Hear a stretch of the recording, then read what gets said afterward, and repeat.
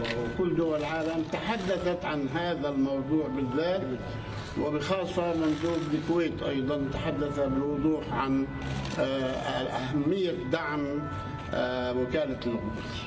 يقول الرئيس ما الدور الذي تطمحون ان تلعبوه فرنسا على طرح رؤيتكم للسلام؟